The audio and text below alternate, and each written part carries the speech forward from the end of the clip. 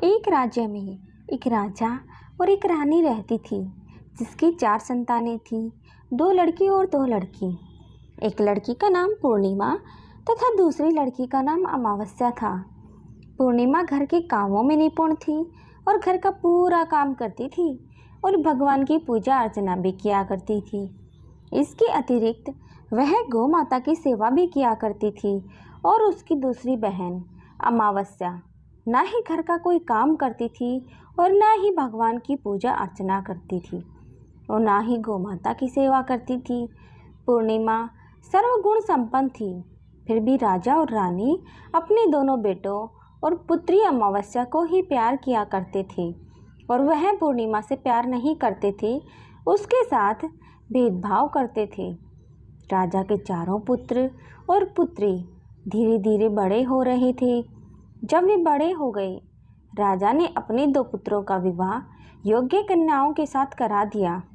इसके बाद रानी ने राजा से कहा कि अब दोनों पुत्री विवाह के योग्य हो गई हैं और इन दोनों का विवाह भी करा दो, लेकिन पुत्री अमावस्या का विवाह किसी बड़े खानदान में कराना और पूर्णिमा का विवाह किसी गरीब परिवार में कराना, क्योंकि पूर्णिमा को केवल भगवान की पूजा पाठ करना ही पसंद है और गाय की सेवा करना पसंद है। अब रानी ने राजा को दोनों पुत्रियों का रिश्ता तय करने के लिए भेज दिया। राजा ने अपने पड़ोसी राज्य में जाकर वहां के राजा के पुत्र से अमावस्या का रिश्ता तय कर दिया और वहीं पास के गांव में जाकर एक गरीब परिवार के लड़के से पुत्री पूर्णिमा का रिश्ता भी तय कर दिया। यह सारी बात जाकर राजा ने अपनी रानी से बताया तो रानी यह सोचने लगी कि अब देखते हैं कि भगवान इसकी मदद कैसे करते हैं। यह बहुत ही पूजा पाठ करती है और भगवान में मगन रहती है। पूर्णिमा का भाई और उसकी भाभी पूर्णिमा से बेहद प्यार करते हैं, क्योंकि पूर्णिमा उनके घर के कामों में उनका साथ देती है और काम काज में उनका हाथ बटाती है। और यही उसकी दूसरी बहन अमावस्या उन पर अपना रोब जमाती है और घर का कोई कार्य नहीं करती। कुछ समय बीत जाने के बाद दोनों पुत्रियों का विवाह हो जाता है। राजा और रानी के विवाह के बाद अपनी दोनों पुत्रियों को विदाई देते हैं। विदाई देते समय राजा और रानी पुत्री अमावस्या को बहुत सारा धन और दौलत देकर विदा करते हैं और पूर्णिमा को भी कुछ भी नहीं देते, खाली हाथ अपने घर से विदा करते हैं। इसके बाद दोनों बहनें अपनी अपनी ससुराल को चली जाती हैं। कुछ दिन बीत जाते हैं और एक दिन अमावस्या अपने घर पर शिवजी की कथा रखती है, जिसमें वह सभी गांव वालों को निमंत्रण देती है, बट अपनी बहन पूर्णिमा को नहीं बुलाती। जब गांव की सभी औरतें अमावस्या के यहाँ जाती हैं तो यहाँ सब दृश्य पूर्णिमा अपने घर के दरवाजे के बाहर बैठकर देख रही होती है। तब वहाँ से गुजर रही औरतें पूर्णिमा से कहती हैं कि तुम्हारी बहन के यहाँ शिवजी की कथा रखी है, क्या तुम नहीं चलोगी? पूर्णिमा ने कहा, मुझे निमंत्रण नहीं आया है, मैं नहीं जा सकती। सभी गांव की औरतों ने पूर्णिमा से कहा, बुलाया नहीं तो क्या हुआ? भगवान शिव की कथा में अमावस्या के घर चली जाती हैं। जब अमावस्या की नज़र पूर्णिमा पर पड़ती है तो वह कहती है कि तुम यहाँ कैसे चली आई? मैंने तो तुम्हें बुलाया नहीं था। खैर कोई बात नहीं, अब तुम आ ही गई हो तो चुपचाप बैठी रहना। और यह कहते हुए अमावस्या में पूर्णिमा की गरीबी का भी मजाक उड़ाया।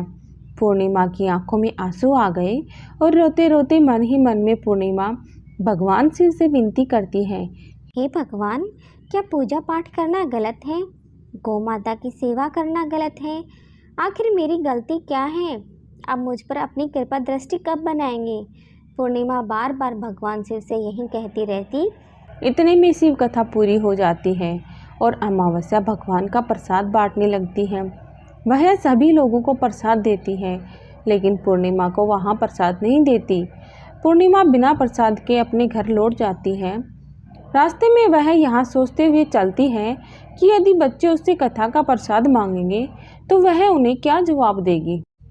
उसने सोचा था कि वह अपने मायके वाले भाई और भौजाई के यहाँ जाएगी और वहाँ जाते हुए बच्चों के लिए कुछ लेकर जाएगी।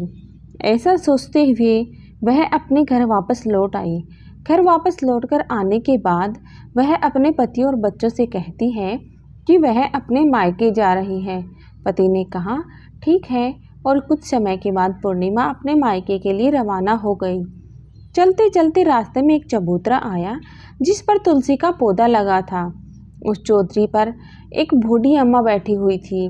वहाँ कोई और नहीं था, साक्षात तुलसी माँ थी। उस बूढ़ी माता ने पूर्णिमा से कहा, बिटिया तुम कौन हो और कहाँ जा रही हो? पूर्णिमा अपना परिचय देती है।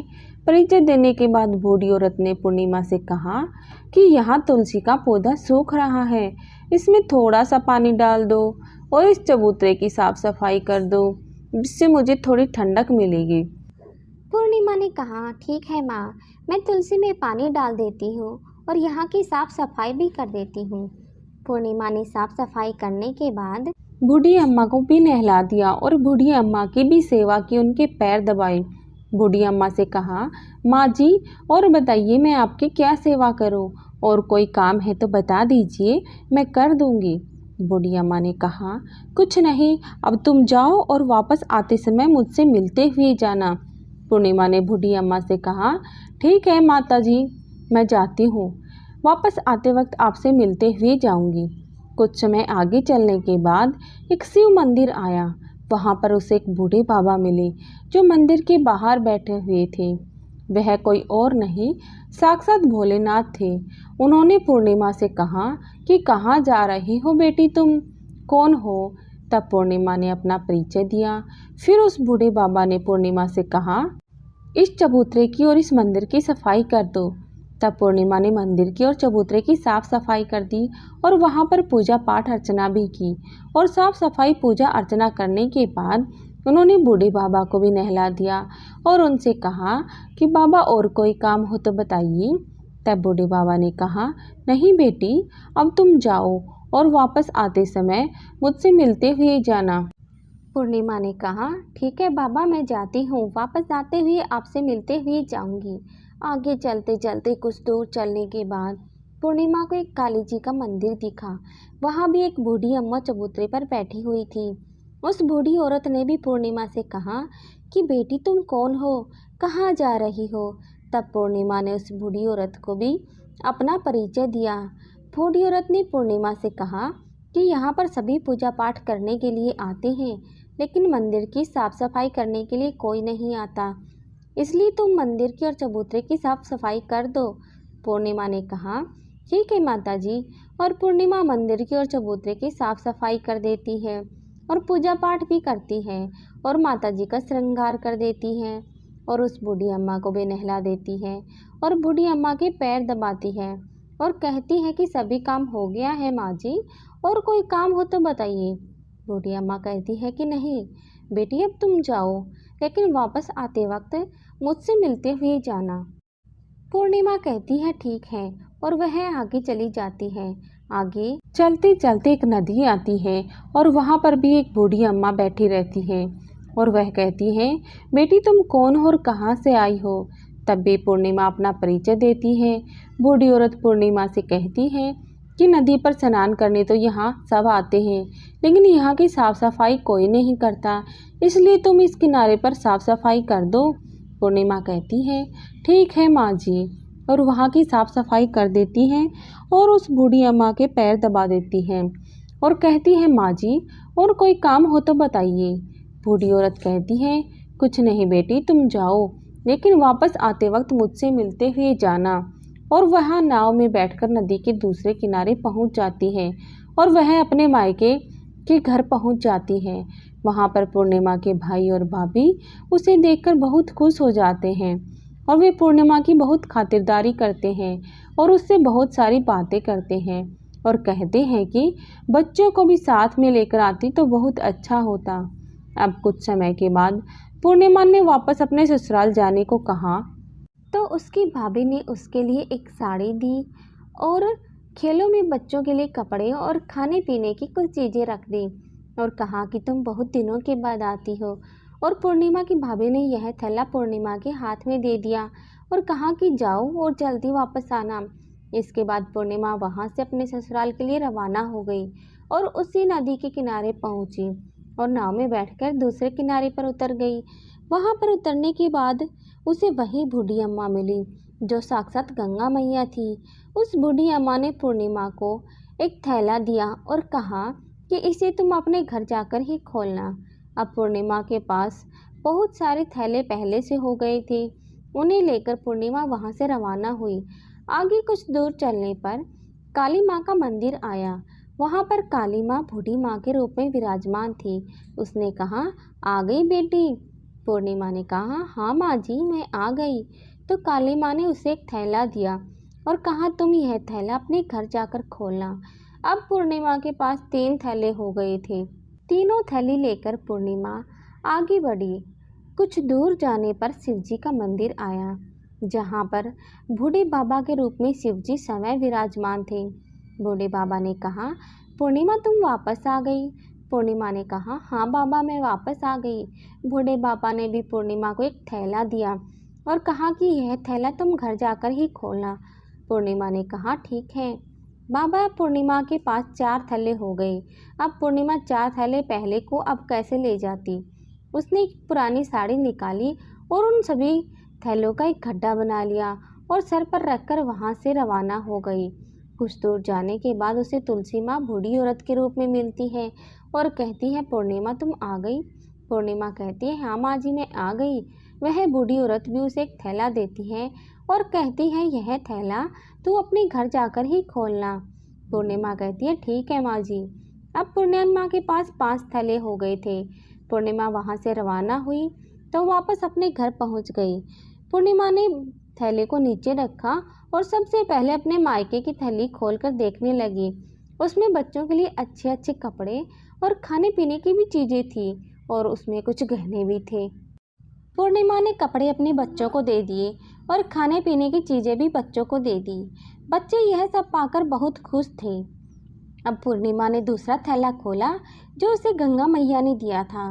उसमें ढेर सारे हीरे जवाहरात, सोना चांदी आदि था। इसके बाद अब पूर्णिमा ने तीसरा थैला खोला जो उसे काली माँ ने दिया था। उसमें बहुत सारा सोना श्रृंगार का सामान भरा हुआ था। उसके बाद पूर्णिमा ने चौथा थैला खोला जो उसे भगवान शिव ने दिया हुआ था। उसमें बहुत सारी धन संपत्ति भरी हुई थी और बहुत सारी खुशियाँ भरी हुई थी। इसके बाद अब पूर्णिमा ने 5वां थैला खोला जो उसे तुलसी माँ ने दिया था। उसमें चावल, दाल और 7 प्रकार की खाने की चीज़ों से भरा हुआ था। अब पूर्णिमा के घर में किसी भी चीज़ की कमी नहीं थी। उसका घर धन धान्य से भरा हुआ था और परिपूर्ण था। अब पूर्णिमा और उसका परिवार सुख में जीवन व्यतीत करने लगा। अब पूर्णिमा के मन में विचार आया कि क्यों ना शिव जी की कथा कराई जाए और शिव की कथा में एक कार्यक्रम रखा। पूर्णिमा ने गांव के सभी लोगों को निमंत्रण दिया और घर घर जाकर सभी लोगों को बुलाया। पूर्णिमा अपनी बहन अमावस्या के घर भी गई और अमावस्या को भी शिवजी की कथा के लिए उसने अपने घर पर बुलाया। जब अमावस्या पूर्णिमा के घर शिवजी की कथा में आई तो उसने देखा कि पूर्णिमा के घर में किसी भी चीज़ की कोई कमी नहीं है। इतना सारा धन दौलत देखकर अमावस्या आश्चर्यचकित हो गई। उसने पूर्णिमा से कहा कि तुम्हारे घर में इतनी धन और दौलत कहाँ से आई? पूर्णिमा ने कहा, देखो बहन, तुमने शिवजी की कथा में मुझे नहीं बुलाया था, फिर भी मैं चली आई और तुमने मुझे प्रसाद तक नहीं दिया और मेरी गरीबी का भी मजाक उड़ाया। उसके बाद मैं अपने घर आ गई और घर आते हुए मन ही मन में सोच रही थी कि अपने मायके जाऊंगी और अपने मायके चली गई और जो कुछ घटना इस बीच हुई वह सभी घटना अपनी बहन अमावस्या को बताती है। तो अमावस्या कहती है कि तुम भी मुझे प्रसाद मत दो और मुझे डांट लो, लेकिन पूर्णिमा ने कहा कि यह तो भगवान का प्रसाद है, मैं तो सबको दूंगी और तुम्हें भी दूंगी।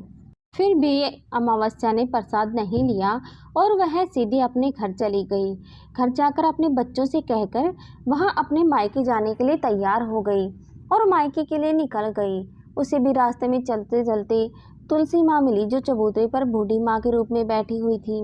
बूढ़ी माँ ने अमावस्या से कहा, बेटी कौन हो और तुम कहाँ जा रही हो? अमावस्या ने अपना परिचय दिया। बूढ़ी माँ ने कहा, बेटी यह तुलसी का पौधा सूख रहा है, इसमें थोड़ा सा पानी डाल दो। और इस चबूतरे की साफ सफाई कर दो। इस पर अमावस्या ने कहा, बुढ़िया तुझे दिखाई नहीं दे रहा कि मैंने इतनी महंगी साड़ी पहन रखी है, यह गंदी हो जाएगी। ऐसा कहकर वह वहाँ से आगे चली गई। आगे जाने पर उसे भगवान शिव मिले, जिसे भी उसने ऐसा ही कहा। उसके बाद आगे जाने पर उसे काली माँ मिली, जिसे भी उसने यही सारी बातें कहीं। आगे जाने पर उसे गंगा मिली, जिसे भी उसने यही सब कुछ कहा और आगे चली गई। इसके बाद अमावस्या जब नाव में बैठने लगी तो उसे नाव में फूलों की जगह कांटे भरे थे, जो उसके पैरों में चुभ रहे थे।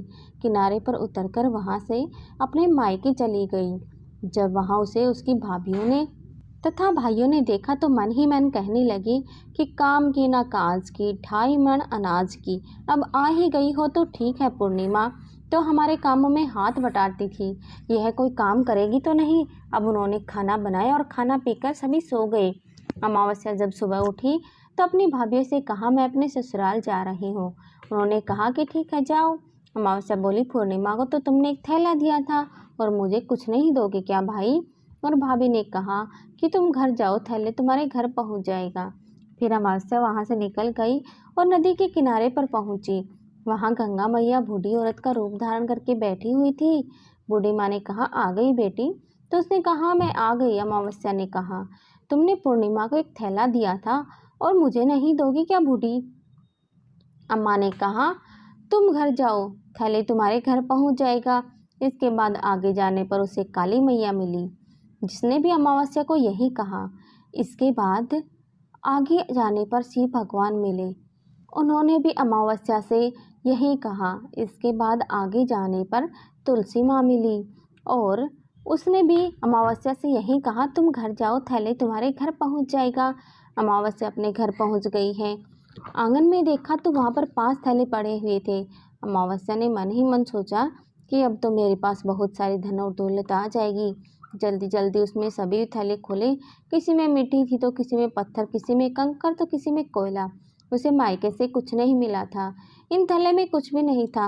अमावस्या दौड़ती हुई पूर्णिमा के घर गई और कहती है, तुम्हें तो इतना सब कुछ मिला, मुझे तो कुछ नहीं मिला, आखिर क्यों? तो पूर्णिमा कहती है, जब मैं अपने मायके जाती हूँ तो मैं अब भाई भाभी के साथ उनके कामों में उनका हाथ बटाती हूँ, उनके साथ मिलकर काम करती हूँ, लेकिन तुम ऐसा कुछ नहीं करती, उनकी इज्जत भी नहीं करती, इसलिए वह तुम्हें भला क्या देंगे। इसके बाद तुमने गंगा मैया को ठुकरा दिया और काली माँ को भी ठुकरा दिया और भगवान शिव को भी तुमने ठुकरा दिया, इसलिए उन्होंने भी तुम्हें कुछ नहीं दिया। अमावस्या कहती है, बहन तुम मुझे माफ़ कर दो, मैंने तुम पर हमेशा अत्याचार किया है, मुझे कुछ नहीं मिला तो कोई बात नहीं, मैं भी भगवान की भक्ति करूँगी और सब कुछ प्राप्त कर लूँगी, मुझे इन सब चीज़ों का रहस्य बताओ। तो पूर्णिमा ने कहा कि तुम 3 सूत्र का ज्ञान ले लो और उसकी कथा करना। पहले सूत्र में दया मांगना, दूसरे सूत्र में कथा मांगना, तीसरे सूत्र में 108 बार ओम नमः शिवाय का जाप करना। बहन, भगवान ने यह सूत्र दिए हैं, इनको अपने हृदय में बसा लेना। मैंने भी यह 3 सूत्र अपने जीवन में अपनाए थे और सच्चे मन से भगवान शिव की भक्ति और पूजा पाठ की थी। फिर भगवान ने मुझे यह सब कुछ दिया और तुम्हारे पास जो कुछ भी था वह सब खत्म हो गया। इसके बाद अमावस्या अपने घर गई और भगवान की पूजा पाठ करने लगी। भगवान शिव से उसने माफ़ी मांगी और गौ माता की सेवा भी की और दूसरों की मदद भी करने लगी। दोस्तों, आप भी भगवान शिव की पूजा पाठ करिए, आपको भी फल प्राप्ति जरूर होगी। आपको ये कहानी कैसी लगी कमेंट करके ज़रूर बताइए। चैनल को प्लीज़ सब्सक्राइब करें, वीडियो को लाइक एंड शेयर करें। धन्यवाद।